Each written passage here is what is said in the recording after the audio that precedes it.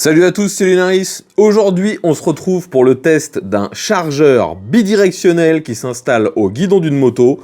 Il s'agit du Lobo C36.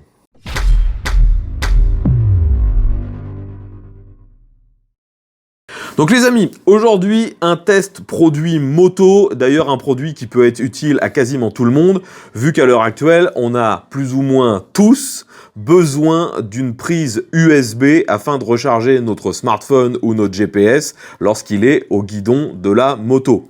Donc vous avez déjà vu quasiment tous des petits boîtiers qui permettaient d'avoir juste une prise soit 12 volts, soit USB au guidon. Ça, c'est quelque chose que tout le monde connaît.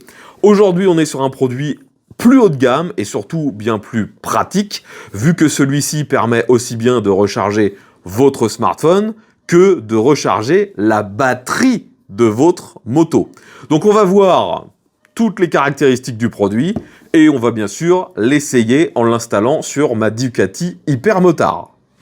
Donc commençons par le déballage. Vous voyez déjà que la boîte est relativement sobre. On a bien sûr un logo de la marque. La description du produit, donc chargeur bidirectionnel, qui nous dit qu'on peut charger jusqu'à 100 watts. On a quelques infos plus précises derrière. Et puis maintenant, on va déballer le produit. Une petite notice, donc c'est le modèle C36. On nous indique comment le fixer. Donc le plus souvent, ce sera quand même à mettre au guidon. Bon, par contre, tout est en anglais. Et après, on a l'équivalent en chinois. Mais il n'y a pas de français, malheureusement. Enfin, il faut espérer que ce sera très simple à installer. Donc voilà le produit. Déjà, la première bonne surprise, c'est que c'est relativement lourd. On a toute une, j'allais dire une case, un boîtier en aluminium.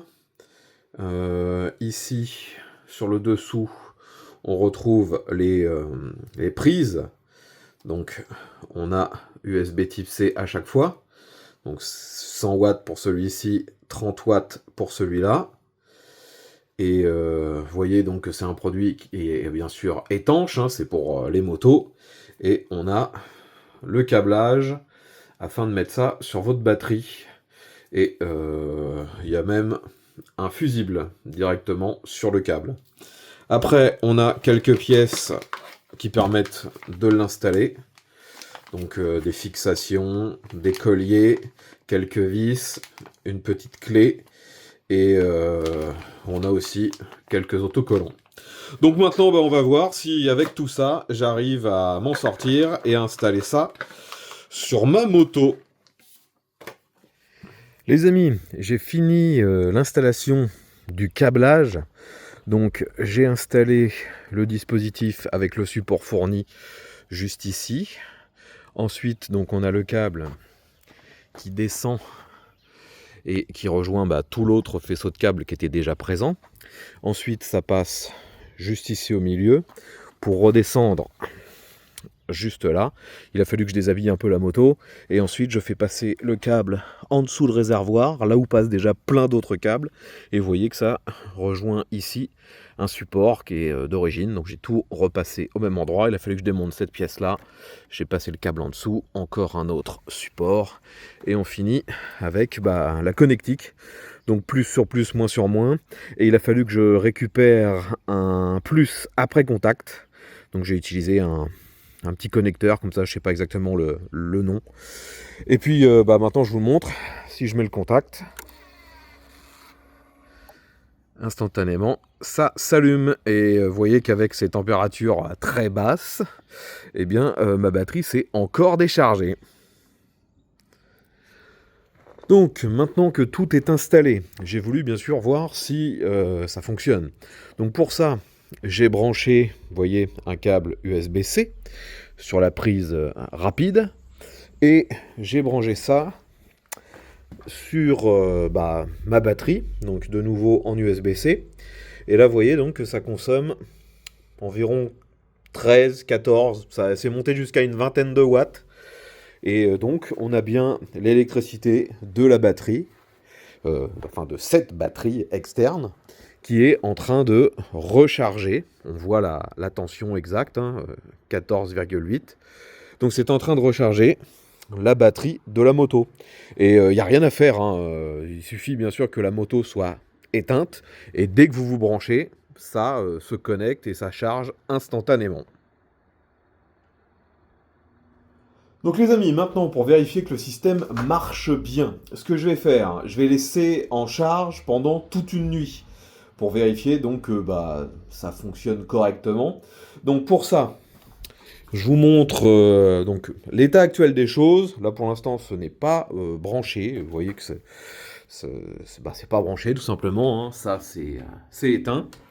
Donc actuellement, ma batterie est à 12,35 et si j'essaie de démarrer, on a suffisamment pour mettre le contact, mais si j'essaie de lancer le démarreur, rien du tout. La batterie n'est pas assez chargée.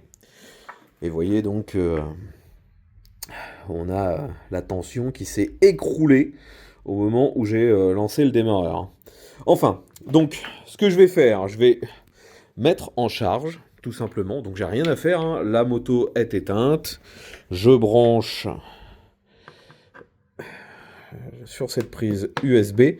Donc, bien sûr, là, j'aurais pu me brancher en 230 volts. Hein, c'est un gros truc. Mais j'essaie de simuler une recharge en USB. Donc, je lance la prise. Instantanément, donc on voit que ça consomme. Là, on est monté à un petit pic à 40 watts. Et l'afficheur s'est allumé. Alors, excusez-moi pour la mise au point. Et il m'indique 14,8 volts. Donc, on est bien en charge. Et j'ai la confirmation. Mon voltmètre indique bien 14,6. Donc, un tout petit peu moins que ce qui était affiché précédemment. Donc, je vais laisser ça en charge pendant toute la nuit. Et on va voir si demain, j'arrive à redémarrer la moto. Logiquement, il ne devrait pas y avoir de problème. En plus, là, j'ai suffisamment de charge. Vous voyez que ça me dit que j'ai 60 heures d'autonomie. Donc là, on est à une vingtaine de watts. Donc on se retrouve demain pour vérifier si ça a bien rechargé la batterie. Et vous voyez qu'on est vraiment dans les conditions parfaites, vu qu'il neige et il doit faire -5. Les amis, on se retrouve donc... Une nuit complète est passée, on va vérifier donc si ça fonctionne bien. J'ai touché à rien, on va vérifier dans quel état ça se trouve après au moins une douzaine, voire une quinzaine d'heures de charge. Donc, on retrouve tout le matériel que j'ai laissé hier, tout est encore branché. On voit que la batterie s'est éteinte, le système ici est éteint lui aussi. On va vérifier la tension. Donc j'ai laissé le multimètre. Donc on a 12,8, ce qui est pas mal. Si je relance ça, qu'est-ce qu'il nous indique? 53% de charge, donc ça n'a pas utilisé tant que ça. Donc maintenant qu'on voit que ça a quand même rechargé, on est à 12,8. Ce qu'il faut absolument tester, bien sûr, c'est est-ce que ça redémarre. Donc, je débranche tout, comme ça on ne pourra pas dire que ça a un lien. Là, vous voyez, donc la batterie, il y a le multimètre, mais il n'y a rien pour la recharger. Je mets le contact. Donc, tout s'allume bien. Maintenant, est-ce qu'il y a suffisamment de charge pour démarrer ? Bon, déjà, le démarreur tourne, ce qu'il ne faisait pas hier. Bon, là, il fait vraiment très froid. Vous voyez qu'il a encore neigé aujourd'hui. On redonne un petit coup. C'est pas impossible que là, ça finisse par démarrer.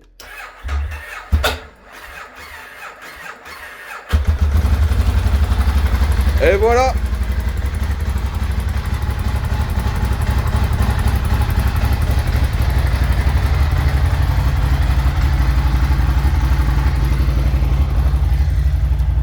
Donc oui, le système fonctionne bien. J'ai maintenu la charge, j'ai même rechargé ma batterie. Et ensuite, ça démarre nickel. Donc vous pouvez recharger votre moto en vous branchant sur un simple powerbank, enfin sur une simple powerbank USB type C ou n'importe quel autre, il suffit d'avoir le bon câble. C'est plutôt pas mal. Maintenant, j'ai voulu tester l'autre fonction, voir si on pouvait recharger un smartphone pendant que la moto est allumée. Donc vous voyez que je suis toujours sur le même câble. Je suis branché juste ici. Et là, c'est sur mon smartphone. Et ça nous indique bien qu'on est en charge. Et que dans 11 minutes, on sera à 80%. Et dans un peu plus d'une heure, à 100%. Donc oui, ça recharge bien.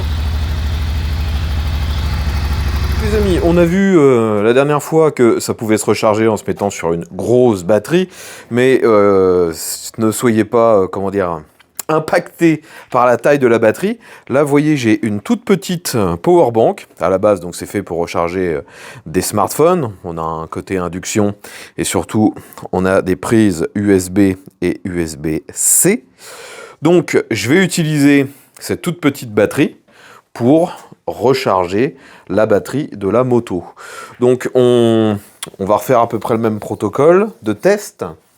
Donc déjà que je mette la clé, même si finalement c'était pas spécialement nécessaire. Donc j'ai toujours mon multimètre. Donc là vous voyez que la tension est à 12,6. Forcément tout est éteint. Maintenant je me branche sur l'USB type C et instantanément ça s'allume et on voit tout de suite la tension qui grimpe et on revient à 14,8, donc on est vraiment en train de charger. On a le petit logo rouge, c'est écrit IN, donc c'est en train de charger, et le PB ça veut dire que c'est une batterie au plomb. Et donc, on a bien cette toute petite batterie, une batterie pour recharger les smartphones, hein, qui est capable de recharger la batterie de la moto. Et c'est vraiment ça la force de ce produit. À partir du moment où vous avez un chargeur qui peut délivrer une vingtaine, une trentaine de watts, eh bien, ça fonctionne. Donc les amis, après tous ces différents tests, je pense que vous avez compris l'intérêt de ce produit et surtout son efficacité. On peut vraiment recharger la batterie de la moto ou, dans un cas plus général, maintenir la charge de la moto juste avec une petite power bank. Vous pouvez même le faire théoriquement avec votre smartphone, avec une tablette ou avec même un ordinateur portable à partir du moment où celui-ci a une prise USB type C qui permet de délivrer au moins une vingtaine voire une trentaine de watts. Moi personnellement, je n'ai pas de dispositif de genre, j'ai juste des powerbanks et avec toutes les powerbanks que j'ai testées, ça fonctionne, à l'exception des vraiment toutes petites qui ne délivrent que la plupart du temps 5 ou 10 watts. Celles-ci sont vraiment à réserver pour un usage smartphone. Ça ne permettra pas de recharger la moto. Maintenant, bien sûr, ce que vous voulez savoir, c'est le tarif de ce prix. Donc, il est disponible sur le site de la marque. Vous avez plusieurs versions. Vous pouvez prendre le produit nu, et là, c'est un petit peu moins de 100 €. Soit vous pouvez également prendre des fixations. On me les avait envoyées, mais personnellement, je n'en ai pas eu besoin. Donc avec les fixations, je crois que c'est une dizaine d'euros de plus. Et donc, pour une centaine d'euros, on pourrait se dire que c'est cher juste pour avoir de l'électricité pour alimenter un smartphone ou un GPS. Et là-dessus, je suis d'accord. Habituellement, un produit de ce genre coûte dans les 30 €. Mais là, finalement, vous n'avez pas qu'un seul produit. Vous avez le chargeur pour votre smartphone, donc on va dire 30 €. Vous avez aussi un câble qui permet le maintien de charge de la moto, donc ça pareil, on va dire que ça coûte 10-15 €. Et en plus, vous avez le chargeur directement intégré. Donc pareil, vous pouvez remplacer finalement 3 produits et donc si on fait le cumul des 3, bah vous arrivez quasiment au prix de celui-là, voire parfois même en le dépassant en fonction des marques des produits que vous auriez choisis. Donc finalement, une centaine d'euros pour ce produit, je trouve que c'est honnête vu que ça remplace finalement 3 produits différents. Et ça vous donne surtout la possibilité de maintenir la charge sur votre moto ou de recharger la batterie via énormément de sources de courant. Quasiment tout le monde maintenant a des petites alimentations en USB type C. Et je rappelle que je parle d'alimentation type C, mais n'importe quelle alimentation USB fonctionne. Il suffit d'avoir le câble USB vers USB type C et ça fonctionnera parfaitement. Si je dois néanmoins trouver un petit défaut à ce produit, je trouve que l'écran est finalement, je vais pas dire trop grand, mais l'écran est assez balèze alors qu'on n'a que très peu d'informations. Donc c'est pas forcément utile d'avoir une surface aussi grande pour avoir juste la tension. Et surtout, je trouve que quand vous êtes en plein soleil, en plus cette information n'est pas forcément très lisible. Après, comme je vous l'ai dit, elle n'est pas forcément très utile en permanence. Après, je me doute que de toute façon, il faut quand même un peu de place pour mettre toute l'électronique, tout le matériel derrière. Enfin voilà, s'il fallait trouver un petit défaut, je trouve que l'écran est finalement trop grand pour ce qu'il affiche et pas assez lumineux pour qu'on puisse bien le voir.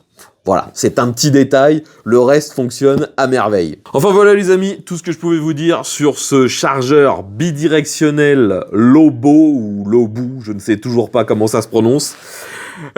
Si vous voulez en savoir plus et retrouver toutes les infos de ce produit, je vous invite à consulter le site du fabricant, vous retrouverez un lien dans la description. Si parmi vous, il y en a qui ont déjà utilisé ce produit, n'hésitez pas à nous dire ce que vous en pensez et aussi sur quelle moto vous l'avez installé. Ce sera intéressant d'avoir votre retour d'expérience. Comme d'habitude, si ce test vous a semblé utile, s'il vous a plu, n'oubliez pas de mettre un petit pouce vers le haut, de partager celui-ci sur les différents réseaux sociaux. Je vous invite à vous abonner, comme ça on se retrouvera dès la prochaine vidéo. V à tous et à bientôt.